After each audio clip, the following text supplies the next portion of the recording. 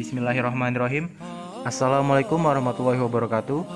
Saya Andri Fasyatur Hasan dengan NPM 20110304445, Program Studi Manajemen Pendidikan Islam kelas A.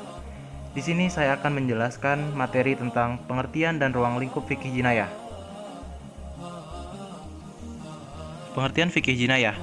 Fikih jinayah adalah ilmu tentang hukum syara' yang berkaitan dengan masalah perbuatan yang dilarang atau jarimah dan hukumannya yang diambil dari dalil-dalil yang terperinci. Adapun beberapa sumber-sumber hukum fikih jinayah. Pertama, Al-Quran. Tidak asing lagi bahwa Al-Quran sudah mengatur hukum yang berkaitan dengan kepercayaan dan ibadah kepada Allah Subhanahu wa Ta'ala.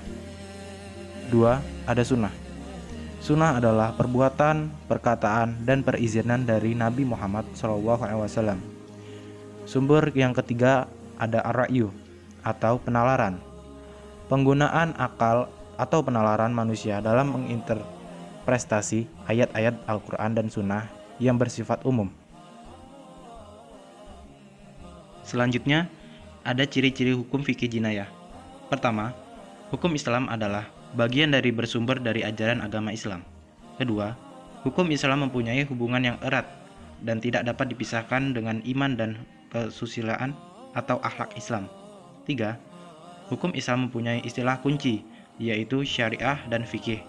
Empat, hukum Islam terdiri dari dua bagian utama, yaitu hukum ibadah dan hukum muamalah dalam arti yang luas. Lima, hukum Islam mempunyai struktur yang berlapis-lapis dalam bentuk bagan bertingkat. 6. Hukum Islam mendahulukan kewajiban dari hak, amal, dan pahala. 7. Hukum Islam dapat dibagi menjadi hukum taklifi dan hukum wadhi. Berikut ini ada unsur-unsur fikih jinayah. Pertama, unsur yuridis normatif.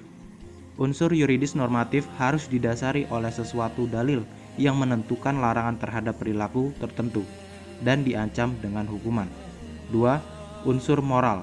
Unsur moral adalah kesanggupan seseorang untuk menerima sesuatu yang secara nyata mempunyai nilai yang dapat dipertanggungjawabkan.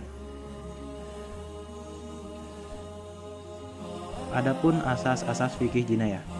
Pertama, asas legalitas. Kedua, asas material. Ketiga, asas moralitas. Dalam asas legalitas merupakan asas yang nyata bahwa tidak ada pelanggaran dan tidak ada hukuman sebelum ada undang-undang yang mengaturnya. Ada beberapa hal kelanjutan dari definisi asas legalitas, yaitu 1. Asas tidak berlaku surut dalam hukuman pidana Islam. 2. Asas praduga tak bersalah. 3. Asas tidak sahnya hukuman karena keraguan. 4. Asas pelaku atau terhadap siapa berlakunya hukum pidana Islam. Berikutnya, ada asas material. Dalam hukum pidana Islam berhubungan dengan perbuatan pelaku jarimah atau kejahatan yang menimbulkan kerugian individu atas masyarakat.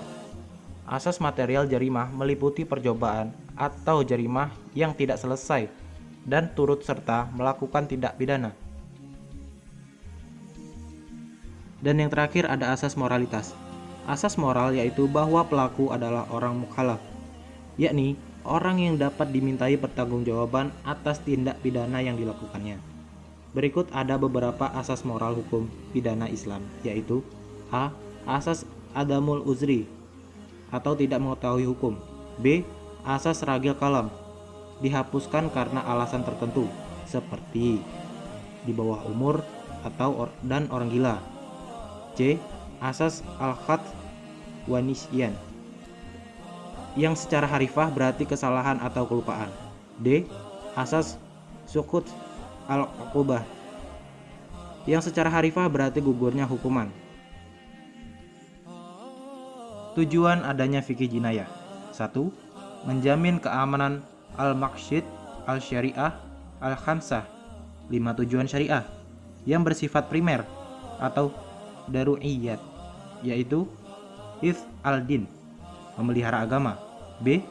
Hifz al-nafsi, memelihara jiwa. C. Hifz al-mal, memelihara harta. D. Hifz al-nasli, memelihara keturunan. E. Hifz al-aqli, memelihara akal pikiran. 2. Menjamin kehidupan dengan keperluan yang bersifat sekunder, yaitu keperluan-keperluan yang dapat menyingkirkan kesulitan dari masyarakat dan dapat membuat hidup mereka lebih mudah.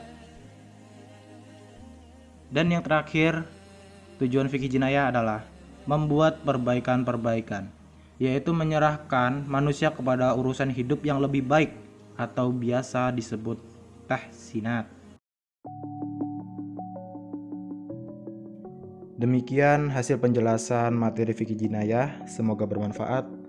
Dan jika ada kesalahan kata, saya mohon maaf.